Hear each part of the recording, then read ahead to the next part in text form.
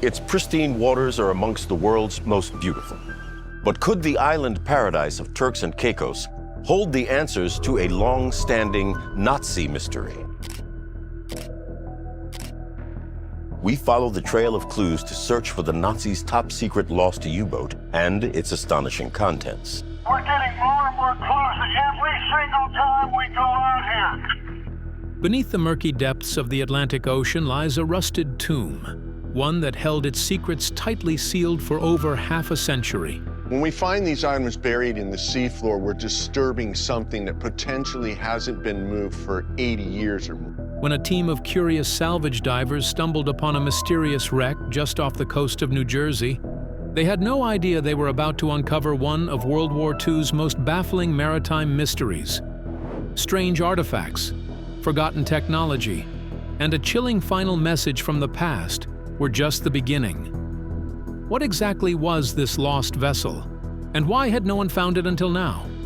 Join us as we uncover more. The Legend of U-869. An unlikely discovery.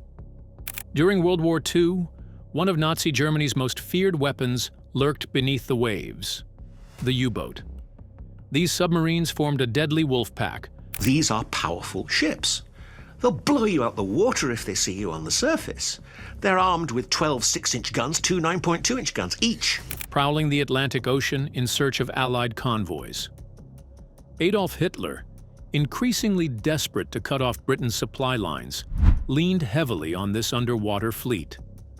The Battle of the Atlantic was brutal and unrelenting, with German submarines sinking thousands of tons of shipping. But by 1944, the tide had begun to turn. You won't believe what happened. That same year, deep within the shipyards of Bremen, a new U-boat was commissioned, U-869. She was a Type 1XC/40, larger than her predecessors, with the range to reach far-off waters and the firepower to wreak serious havoc. She was placed under the command of Captain Helmut Neuerberg, a seasoned officer tasked with a high-risk mission: disrupt Allied operations along the coast of North Africa. In early 1945, U-869 set out on what would be her first and only combat patrol. She slipped into the Atlantic, radioing her position periodically. But soon after leaving European waters, something happened. The submarine fell silent. No more transmissions, no confirmed sightings, nothing. The Kriegsmarine, German Navy, believed she had been lost to technical failure, or perhaps destroyed by an Allied depth charge. For decades, that's what the official reports claimed.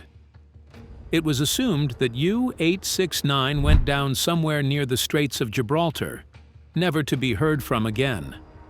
Historians accepted this version of events without much question. After all, wartime records were often incomplete, and many submarines disappeared without a trace.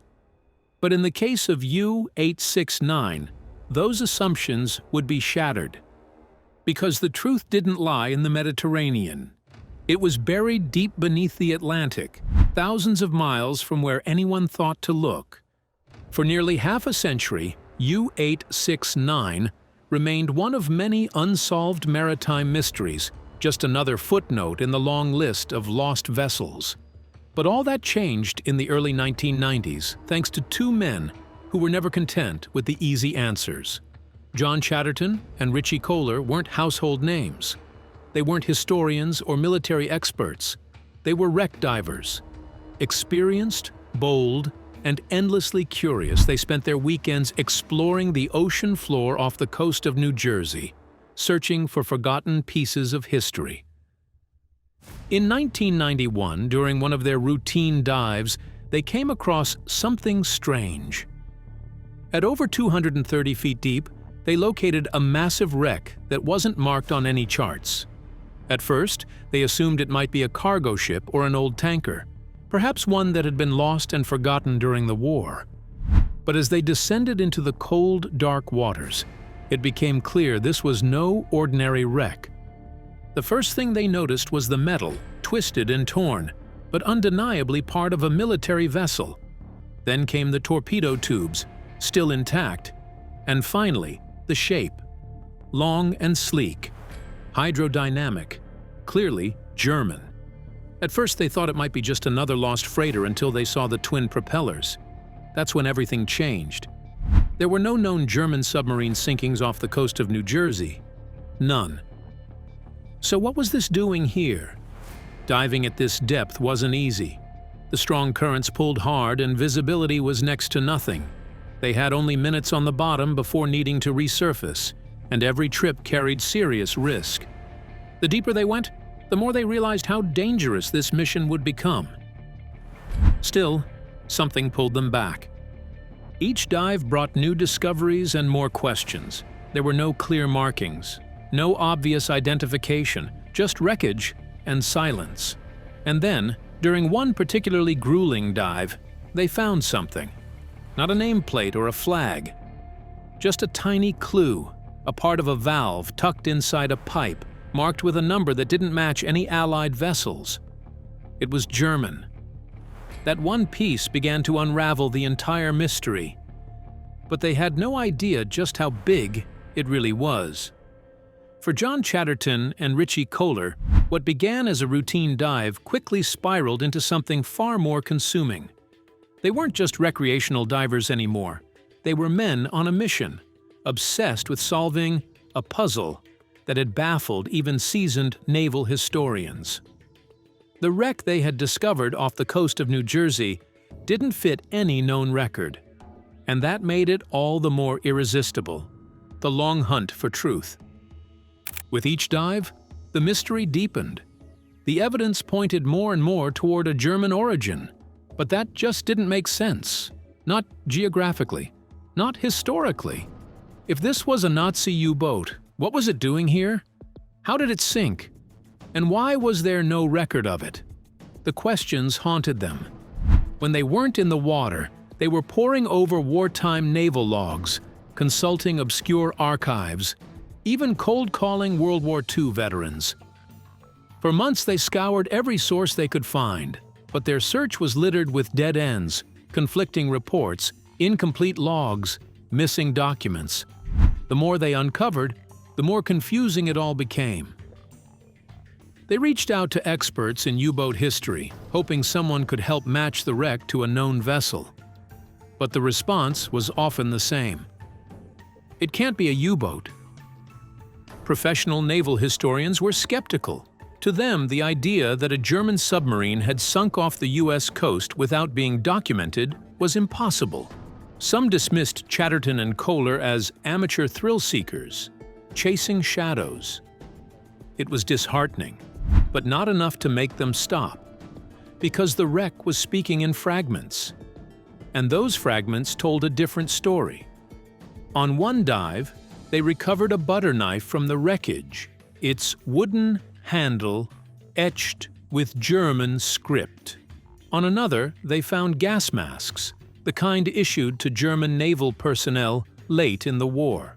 Then came tools, clearly military grade, stamped with the emblem of the Kriegsmarine, Germany's wartime navy. Piece by piece, the evidence was mounting. Still, proving the wreck's identity would require more. They needed something irrefutable, something that would silence the doubters for good. So they kept going back. Each descent pushed them to the limits of their training and physical endurance. At over 230 feet deep, the wreck was in what's known as the death zone for divers. One mistake, one missed cue or delayed reaction could mean disaster. And in time, that danger became devastatingly real. On a cold morning dive, tragedy struck. One of their team members, a close friend and fellow diver, never made it back to the surface. His body was later recovered, but the cause was clear: a fatal accident brought on by the extreme conditions of the wreck site. The loss shook the team to its core. The thrill of discovery was replaced with grief and guilt. The question they'd been pushing aside for months could no longer be ignored. Was it worth it? They took time to mourn. For a while, the dives stopped. The wreck waited in silence, but the mystery remained. And for Chatterton and Kohler, turning away meant leaving a story unfinished, not just for themselves, but for the families of the 56 German sailors who had vanished with U-869. These men had names, lives, and families. If the wreck was U-869, then history had forgotten them, and the world had buried them in the wrong ocean. The pull to go back was too strong. So they returned, wiser, more cautious, but just as determined. With every subsequent dive, they focused on uncovering details, searching for a builder's plate, a logbook, any unique markings that could positively identify the vessel. The interior was a cramped maze of rusted metal, decaying wiring, and personal effects frozen in time. It was dangerous work. But in those ruins they found humanity, a pair of boots, a shaving kit, dishes still stacked in a galley drawer. Slowly they built a case no historian could ignore. They matched serial numbers, analyzed construction details, and cross-referenced crew lists. Every artifact became part of a bigger picture. Then came the breakthrough. During a particularly risky dive, they uncovered a machine part bearing a manufacturing number that tied directly to U-869. It was the confirmation they had been chasing for years. The wreck wasn't just a U-boat. It was this U-boat. And it was sitting on the ocean floor thousands of miles from where history claimed it should be.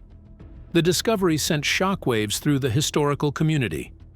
The records had been wrong, the theories had collapsed, and two divers without any formal backing, without grants or academic titles, had rewritten a chapter of World War II history. But they didn't do it for glory. They did it because the wreck was there, because something didn't add up, and because at the bottom of the Atlantic, the truth was waiting for someone to find it. Now, what they found inside will shock you. By the time John Chatterton and Richie Kohler were ready to enter the interior of the wreck, they knew it would be unlike anything they'd ever experienced.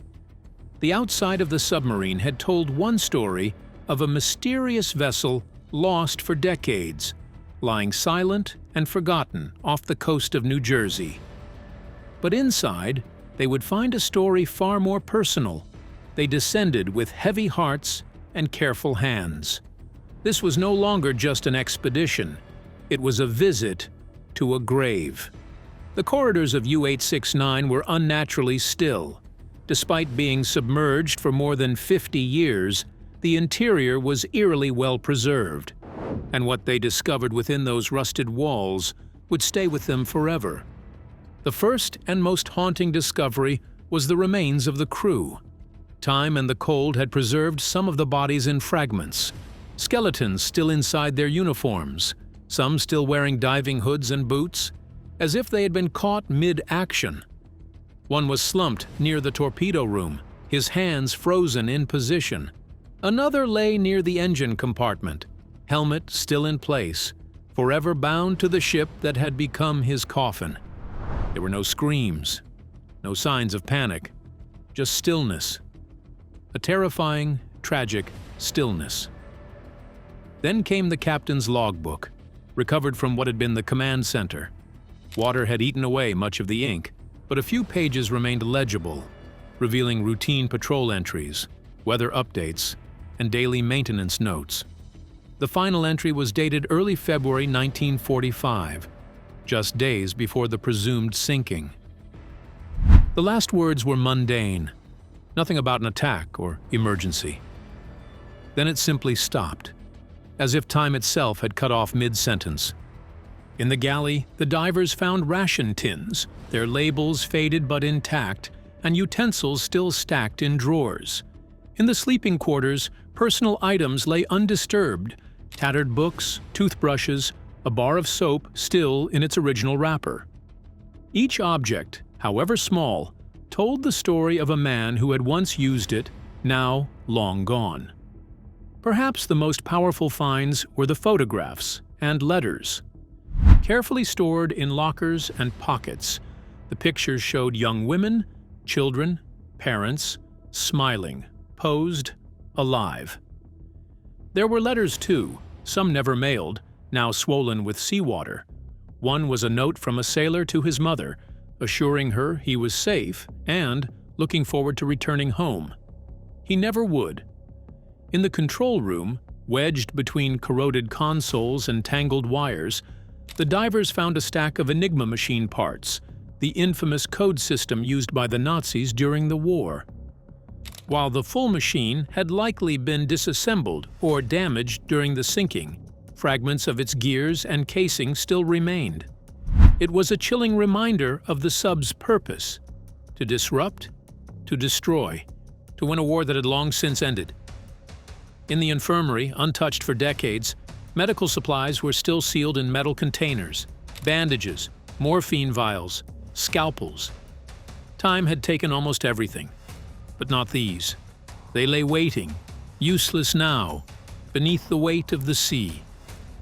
And then came the discovery that broke them. One diver, moving carefully through a narrow corridor, noticed something glinting beneath a pile of debris. He reached down and pulled out a bracelet, encrusted with corrosion.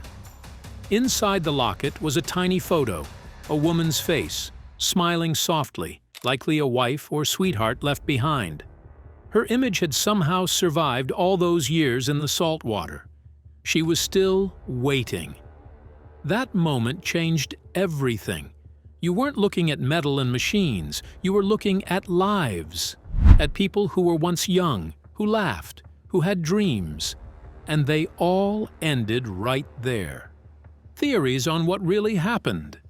Even after U-869 was positively identified and its resting place off the coast of New Jersey confirmed, one question refused to stay submerged. How did it sink? The answer, it turns out, is far from clear. Keep watching to find out. Despite years of research, diving, and forensic investigation, U-869's final moments remain shrouded in mystery. Over time, three main theories have emerged, each supported by compelling, but inconclusive, evidence. One of the most discussed theories is that U-869 was the victim of its own weaponry. According to this line of thinking, a malfunctioning torpedo may have misfired inside the launch tube, or worse, circled back and detonated near the hull. Type 9 submarines like U-869 carried electric torpedoes, and malfunctions, though rare, weren't unheard of. During dives to the wreck site, Chatterton and Kohler observed severe damage to the forward section of the sub, consistent with an internal explosion.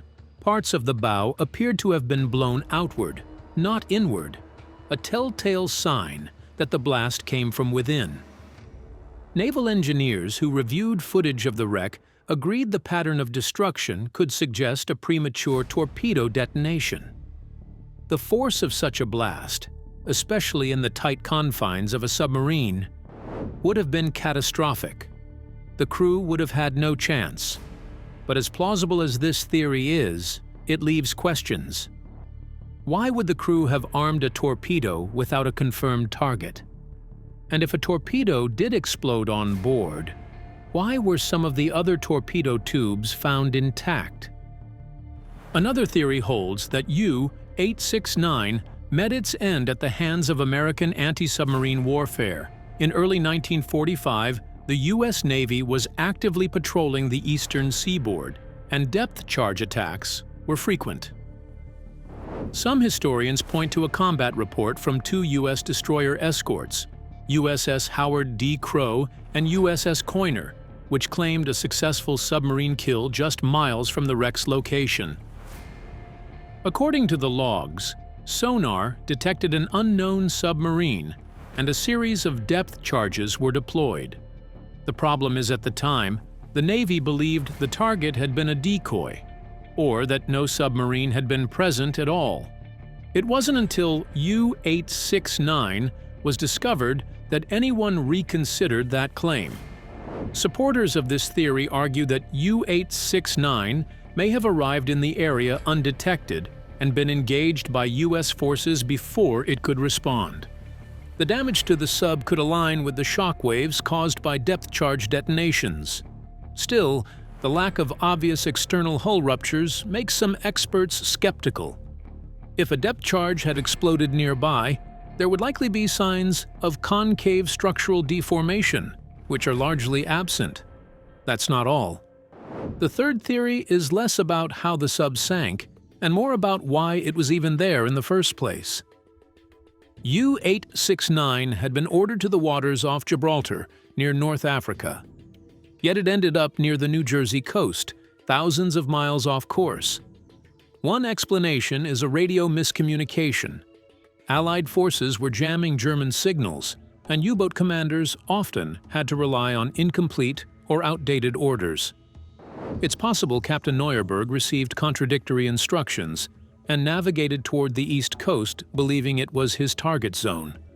This theory, while not directly answering how the sub was destroyed, sets the stage for both the torpedo and depth charge possibilities. If U-869 was in the wrong place at the wrong time, her presence may have been a fatal mistake. Despite years of study, no single theory has emerged as definitive. Each possibility carries weight, but none can fully account for all the evidence. Even with modern sonar imaging, forensic analysis, and first-hand dive reports, U-869's final seconds remain an enigma. What is clear is that the discovery of U-869 didn't just solve a mystery, it rewrote a chapter of World War II history. For decades, historians believed U-869 had been lost near Gibraltar, thousands of miles from where it was ultimately found. The confirmation of its final resting place off the coast of New Jersey shattered that long-held belief and forced a re-examination of how wartime records were kept and how fallible they could be. But the impact went far beyond history books. The story of U-869 captured the imagination of the world. The tireless efforts of John Chatterton and Richie Kohler were chronicled in Shadow Divers, a best-selling book by Robert Kurson that brought the human side of the mystery to light. The harrowing dives, the personal stakes, the obsessive hunt for truth, it all became part of a powerful narrative that resonated with readers globally. PBS's acclaimed documentary Nova, Hitler's Lost Sub, brought the story to television, blending expert interviews, underwater footage, and forensic analysis to share the gripping journey with millions. The documentary not only highlighted the historical significance of the find, but also paid tribute to the courage and determination of the divers who uncovered it. Today, the wreck of U-869 remains a solemn underwater monument, a symbol of the unknown, and a reminder that history is never truly settled. Through the efforts of two ordinary men with an extraordinary mission, U-869's story was brought back to the surface, ensuring its legacy would never be forgotten. What do you think really happened to U-869? Let us know your thoughts in the comment below. Don't forget to like, subscribe, and share this video. Also, click on the following videos on your screen. You'll love it